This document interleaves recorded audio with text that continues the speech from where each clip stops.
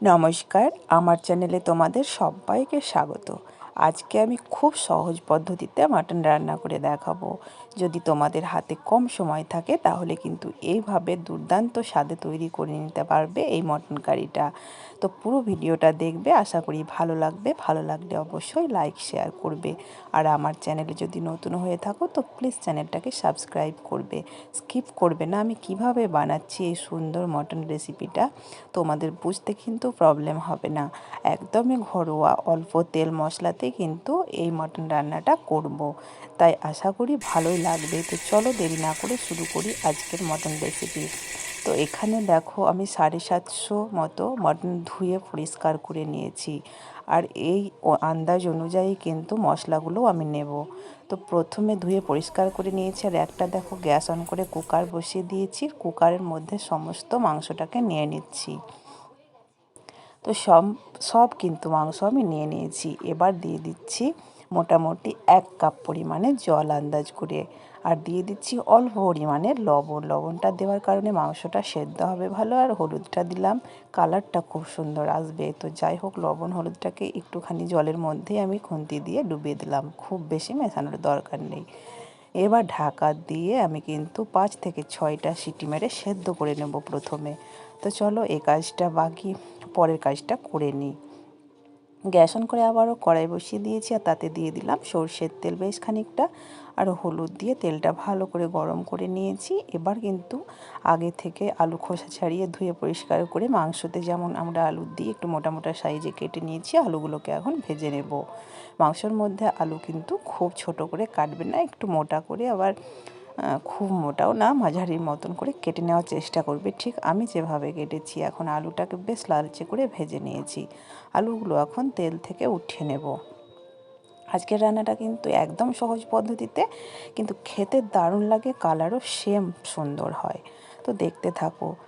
তেলের মধ্যে দিয়ে দিচ্ছি একটা শুকনো লঙ্কা, আর তেজপাতা দুটো, হাফ চামচ মতো গোটা জিরে, আর দিয়ে দেব 1 থেকে 2 টুকরো মতো দারচিনি। দারচিনিটা দিয়ে দিয়েছি। তো যাই হোক, ফোড়নগুলো ভাজা হয়ে গেছে, দিয়ে দিচ্ছি পেঁয়াজ। আমি কিন্তু সমস্ত মশলা মাংসর আন্দাজ করে নিয়ে নিচ্ছি, তোমরা কম বেশি করে নেবে মাংসর অনুযায়ী। পেঁয়াজটা ভাজতে ভাজতে এদিকে কিন্তু আমার মাংসটা সুন্দর সেদ্ধ হয়ে গেছে, তোমাদেরকে দেখিয়ে দিচ্ছি। দেখো কুকারের মুখটা খুলে গেল, ঠান্ডা করে নিয়েছি, এখন দেখিয়ে দিচ্ছি। তো ঠিক এইভাবে তোমরা প্রথমে সেদ্ধ করে নেবে। এই মাংসটা সেদ্ধ হতে হতে ওইদিকে তোমরা কিন্তু মশলা রেডি করে নিতে পারবে। আমাদের দেখবে মাংসর মশলা রেডি করতে প্রচুর টাইম লাগে, এদিকে তোমার একটা কাজ এগিয়ে থাকলো, সেদ্ধটা হয়ে থাকলো, এদিকে মশলা কিন্তু রেডি করতে করতে। এদিকে দেখো মটন জুস বেরিয়েছে, জুসটা কিন্তু ফেলবো না, আমাদের ঝোলের কাজে লাগবে। তো চলো সাইডে সরিয়ে রেখে মশলাগুলো দেখে নাও। একটা মিক্সির জারে কয়েক কোয়া রসুন আর আদা খোসা ছাড়িয়ে নিয়েছি, এগুলো সমস্ত কিছু ধুয়ে পরিষ্কার করে নিয়ে নিলাম। আর ধনে নিচ্ছি গোটা 2 চামচ, আর বড় চামচেরই 2 চামচ গোটা জিরেও নিয়ে নিচ্ছি। এই সমস্ত কিছু, এই উপকরণটা ঘরের উপকরণ, সবার হাতের কাছে থাকে। অল্প জল দিয়ে খুব সুন্দর পেস্টটা তৈরি করে নেব। আর ওদিকে দেখে নেব পেঁয়াজটা কত দূর ভাজা হয়েছে।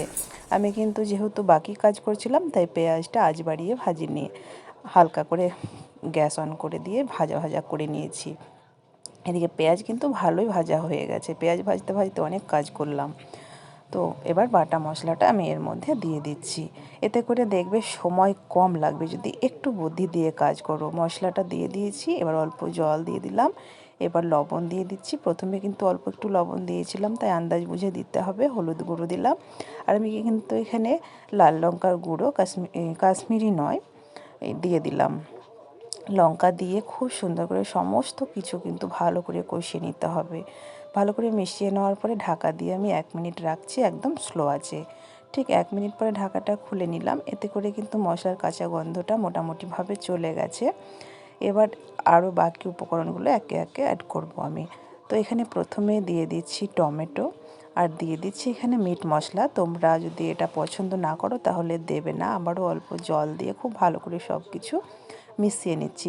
এই খাসির মাংসর মধ্যে যদি মিট মশলা দাও খেতে কিন্তু ভালো লাগে, কালারটা খুব সুন্দর আসে। সব কিছু মেশানো হয়ে গেছে, এবার কিন্তু দিয়ে দেব সেদ্ধ করে রাখা মাংসটা। তো তোমরা নিশ্চয়ই বুঝতে পেরেছো, আগে থেকে যদি সেদ্ধ বসিয়ে দাও ধুয়ে, আর আমাদের এই যে মাংসর জোগাড়টা করতে এত টাইম লাগে, এই ফাঁকে যদি জোগাড়টা করে নাও তাহলে অনেক সময় কম বাঁচে। শুধু কিন্তু জুসটা দিলাম না, মাটনটা দিয়ে দিলাম। এবার কিন্তু খুব ভালো করে আবার মিশিয়ে নিয়ে কষিয়ে নেব।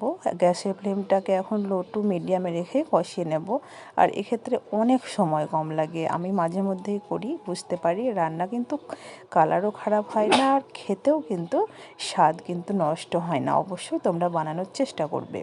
তো যাই হোক, সব মেশানো হয়ে গেছে, ঢাকা দিয়ে আমি কিন্তু 2 মিনিটের জন্য স্লো আঁচে রেখে দিলাম।